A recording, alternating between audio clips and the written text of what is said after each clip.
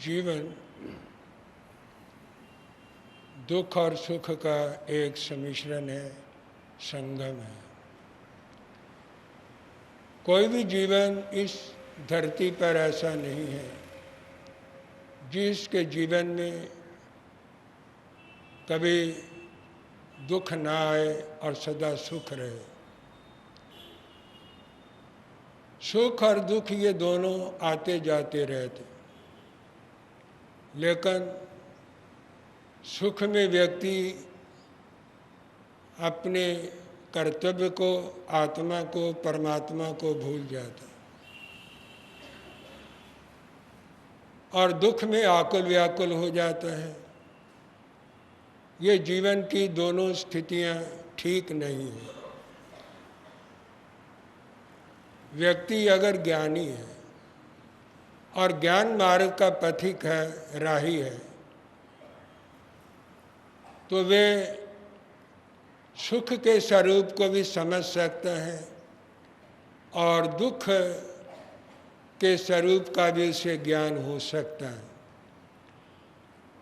सुख जीवन में कितने दुख लेकर के आता है, व्यक्ति इस तथ्य को कभी नहीं जानता, ना समझता है, ना समझने का वो प्रयत्न करता है।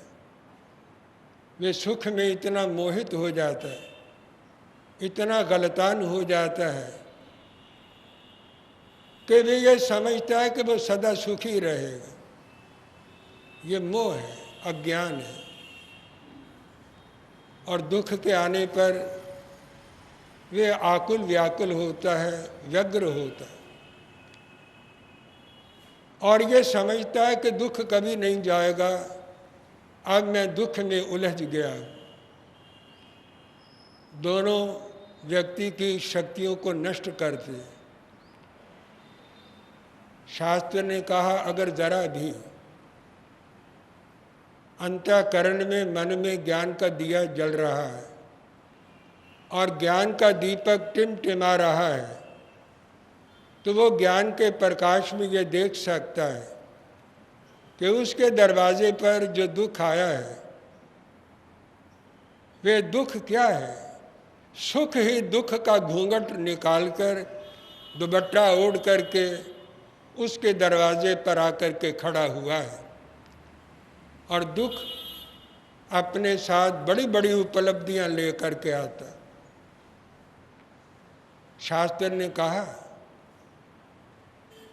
सुखस्य अनंतरम दुखम, दुखस्य अनंतरम सुखम, सुखम दुखम च मनुष्यानाम चक्रवत परिवर्तते। सुख के बाद दुख आता है, कृष्ण पक्ष के बाद शुक्ल पक्ष आता है, शुक्ल पक्ष के बाद कृष्ण पक्ष आता है, रजनी के बाद दिन आता है, दिन के बाद रजनी आती है, प्रभात के बाद संध्या आती है, संध्या के बाद प्रभात उदित होता है। ये इस सृष्टि का क्रम है और आज तक इसे कोई तोड़ नहीं सका। हाँ, ज्ञानी तोड़ सकता है,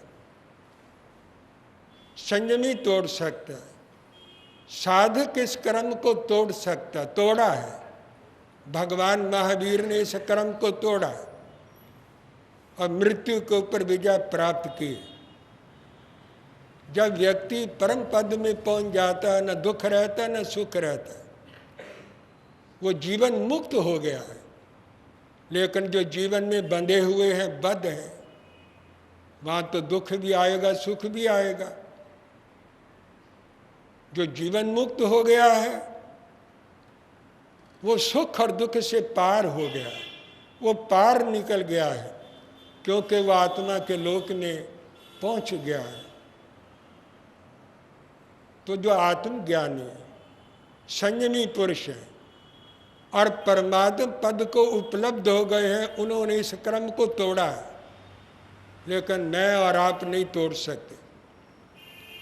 हमने इसे बर्दाश्त करना है, सहन करना है और ज्ञान मार्ग पर चलते हुए दुख को भी गले लगा करके रखना है।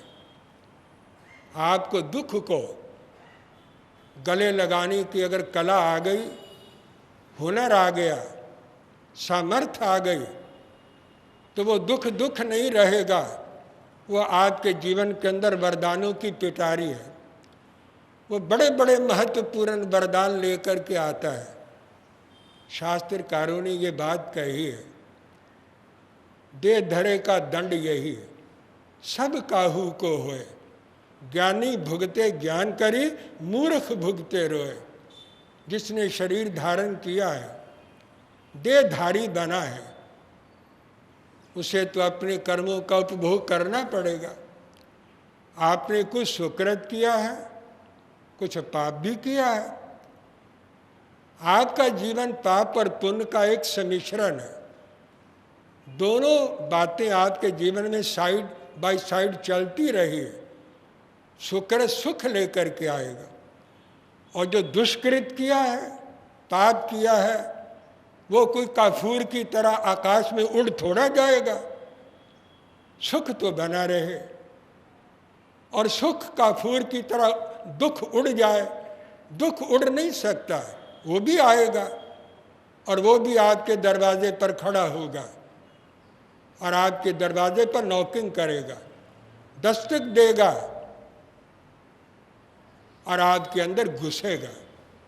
आप सुख का स्वागत करते हैं, सम्मान करते हैं, और उसको आओ जी आया नु कहते हैं, स्वागत कर रहे आओ जी। वो आता नहीं, आके चला जाता है, ठहरता नहीं। और दुख का स्वागत नहीं करते, वो अंदर आता है, वो अंदर बैठना चाहता है, बैठ जाता है, वो निकलता नहीं है। आप उस पर भी स्वागत करो। दोनों आपके अतिथि हैं, दोनों आपके मेहमान हैं। जैसे मेहमानों का स्वागत किया जाता है, इसलिए सुख और दुख दोनों को अतिथि समझ करके और अपने सुकृत का और दुष्कृत का फल समझ करके दोनों को गले लगाने की आपको कला आनी चाहिए। अगर ये ज्ञान आ गया है तो आपका दुख भी सुख बन जाएगा। सुख दुख क्या क्या वरदान लेकर के आता है, मैं आपको समझा रहा। सबसे पहले दुख आपके पापों का प्रायश्चित है। जो पाप आपने किए, पूर्व जन्म में किए, अज्ञान में किए, असावधानी से हो गए, जाने में हो गए या अनजाने में हो गए, स्वार्थ में हो गए, बंधन बन गया है, अनुबंध हो गया है। जो चीज़ जुड़ गई है और जिसका अनुबंध हो गया वो उदय में आएगा, अपना परिणाम दिखाएगा, फल देगा। तो आप के लिए वो जो पाप किए वो प्रायश्चित करने के लिए है। दुख आपके पापों का प्रायश्चित है। आप प्रायश्चित करते नहीं, दुख आता है, आपकी प्रज्ञा को जगाता है, आत्मा को जगाता है, आपकी बुद्धि को जागृत करता है, प्रबुद्ध करता है, और आपको बताता है कि कुछ गलत हुआ है, आपने कुछ गलत किया है, और उसको उस वक़्त आपने नहीं समझा। कर्म के रूप में आप कर्म को नहीं समझते, फल के रूप में समझते हैं, तब जागृत होते हैं। तो दुख आपके पाप कर्मों का प्रायश्चित है, और दुख को प्रायश्चित समझ करके ग्रहण करना चाहिए। दूसरी चीज़, सुख में कोई भगवान को याद नहीं करता, कोई सत्संग में नहीं आता, कोई गुरुओं के चरणों में नहीं बैठता, कोई स्वाध्याय नहीं करता, कोई योग साधना नहीं करता। बीमार हो जाए तो फिर सांस को ऊपर नीचे करने लगता है। बीमार होने के बाद पहले ही कर लो, पहले ही योग साधना करो, योगी बन जाओ, योग सीख लो। अगर पहले योग सीख करके व्यक्ति रहे तो फिर ये स्थिति आ ही नहीं सकती, स्वास्थ्य बिगड़ ही नहीं सकता। हाँ, कर्म योग से बिगड़ जाए तो बात अलग है, लेकिन उसके अपने हाथों से उसका स्वास्थ्य खराब नहीं हो सकता, लेकिन कोई करता नहीं। स्वास्थ्य के क्षणों में कोई व्यक्ति भगवान को याद नहीं करता स्वस्थ होकर। करते हैं प्रदर्शन, दिखावा, कोई कोई हृदय से भी करता है, लेकिन कोई कम, रेयर केस होता है। लेकिन पराया लोग दिखावा ज़्यादा दिखाते हैं, प्रदर्शन ज़्यादा है, ढोंग ज़्यादा है, पाखंड ज़्यादा होता है, लेकिन अंतःकरण से कोई भगवान की भक्ति कोई कोई बिरला व्यक्ति, बिरला पुरुष करता है। जो करता है उसे शांति भी मिलती है। तो दुख आए वो गुरुओं के चरणों में लेके आता, सत्संग में लाता है, भजन में लाता है, प्रभु के स्मरण में लाता है, और वो स्मरण करता है, सिमरन करता है, इसलिए कि दुख चला जाए। तो ये वरदान है कि उसे वो धर्म में लगाता है और पापों से मुक्त कराता है। और जिसको पाप कर्मों का फल मिलता है वो पापों से अलग हो जाता है। ये पाप मैंने किया, इसका ये फल मिला, मैं अगर फिर करूँगा फिर ये दुख भोगना पड़ेगा। वो रुकता है और फल उसे चक करता है कि वो अब पाप ना करे, और फिर वो अपने जीवन के द्वारा दूसरों को भी बताता है कि मैंने ये कर्म किया था, ये फल भोगा, आप ये काम मत करें। अपनी मिसाल, अपनी एग्जाम्पल दे करके वो दुनिया को समझाता है। ये एक बहुत बड़ा वरदान है, ये उपलब्धि है जो दुख के रूप में व्यक्ति को होती है। व्यक्ति थोड़ा बहुत पुण्य भी करता है, दान पुण्य भी करता है। आप अपना हॉरोस्कोप लेकर के अगर किसी जोशी के पास चले जाए, वो आपको बताएगा ये मंगल का ग्रह चल रहा है, ये शनि का ग्रह चल रहा है, ये दशा चल रही है, इसका ये पाठ है, ये जात है, ये पुण्य करो, ये दान करो। तो वो आपको बताता है। उस दशा को बदलने के लिए और उसके फल से बचने के लिए आप थोड़ा बहुत पुण्य भी कर देते हैं, दान भी कर देते हैं, त्याग भी कर देते हैं। तो ये दुख ये भी एक वरदान लेके आता है। जिसने कभी कुछ नहीं छोड़ा है वो कुछ छोड़ने के लिए तैयार हो जाता है। कुछ न कुछ हाथ से उससे छूट जाता है, दान हो जाता है, उपकार हो जाता है, कुछ पुण्य हो जाता है। ये भी एक दुख वरदान लेकर के आपके जीवन में आता है। जिसने कभी कुछ नहीं छोड़ा वो भी कुछ हाथ से छोड़ने के लिए तैयार हो जाता है। दुख में आपको पता लगता है आपका अपना कौन है, पराया कौन है, बेगाना कौन है और अपना कौन है, आपका हितैषी कौन है और आपका विरोधी कौन है। बड़े बड़े अपने लोग दुख के दिनों में आंख बदल लेते, बोलना बंद कर देते, आपसे बात करना नहीं चाहते। क्यों? वो सोचते हैं ये दुख में है, अभाव में है, कुछ मांग ना ले, कुछ याचना ना कर दे, कुछ सहयोग ना करना पड़ जाए। तो आपको अपनों का, बेगानों का पता दुख के क्षणों में लगता है। दुख जैसा कोई मित्र नहीं, कोई बंधु नहीं, दुख जैसा कोई मीत नहीं, कर थोड़े दिन का होए, हितु अनहितु या जगत में जान पड़त सब कोय।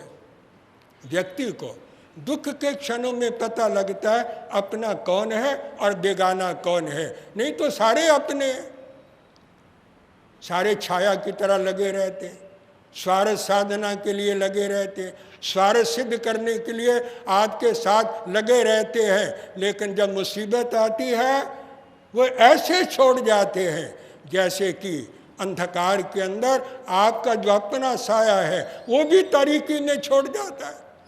जब अंधकार होता है आपका साया भी आपके साथ नहीं रहता, वो भी प्रकाश में रहता है।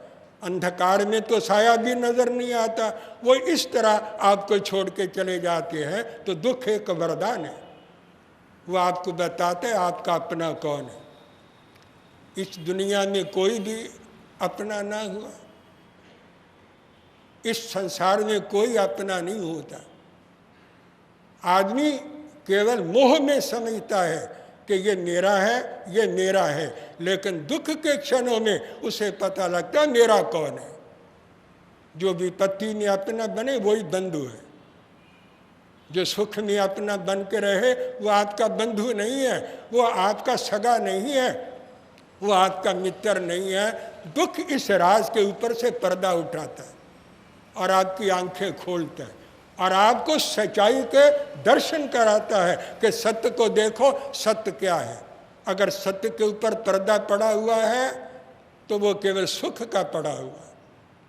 सुख के पर्दे के अंदर सत्य छिपा हुआ है और इस सत्य को देखने के लिए सुख के घूंघट को और इस पर्दे को उठाना पड़ता है। जब ये मोह सुख का, जब ये पर्दा उठता है तो सच्चाई आपके सामने आती है कि सत्य है क्या। एक और चीज, अहंकार। व्यक्ति का सुख में बड़ा अहंकार है। मैं हूं, ये मैं घुसी हुई है कुछ भी नहीं। आत्मा है तो मैं है, अगर आत्मा नहीं है तो मैं बोलने वाला कौन है। आप मैं के अर्थ को नहीं समझते। दो अर्थ आपने आज तक नहीं समझे, स्वार्थ और मैं। कोई व्यक्ति स्वार्थ को नहीं समझता।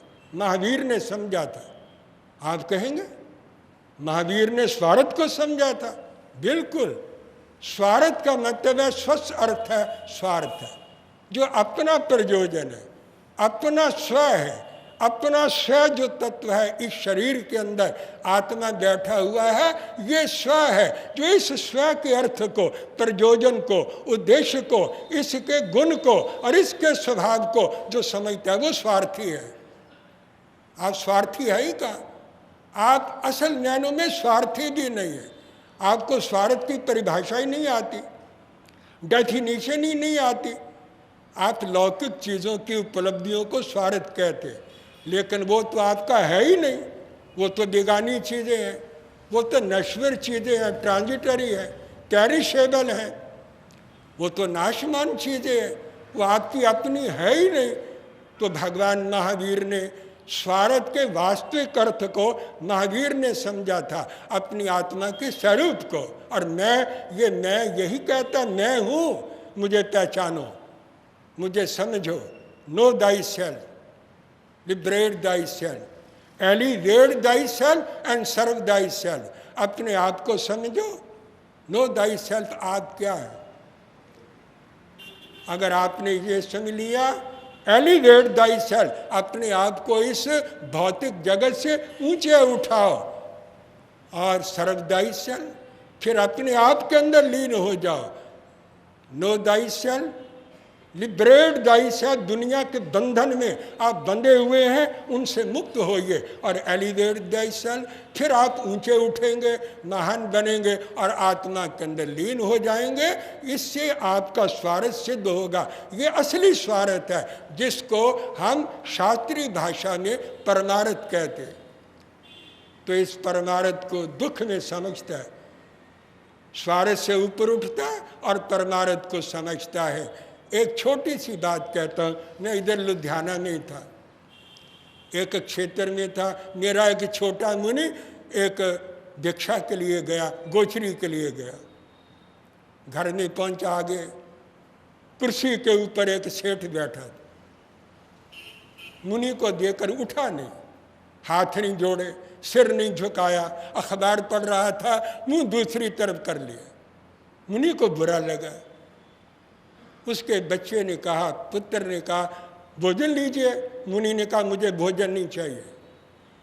माने तृप्ति ना तू भोजन। मान से तृप्ति होती है, भोजन से तृप्ति नहीं होती। मुझे भोजन की ज़रूरत नहीं है, मेरे लिए घर बहुत है। वो ये कह करके चला आया। और उसको ये भी कहा, अरे तू किस अहंकार में है। यहाँ बड़ों बड़ों के सिर झुक जाते हैं, बड़ों बड़ों की गर्दन टेढ़ी हो जाती है और कमर झुक जाती है, तू क्या अहंकार कर रहा है। ये कह करके चला आया और मुझे उसने आके बताया।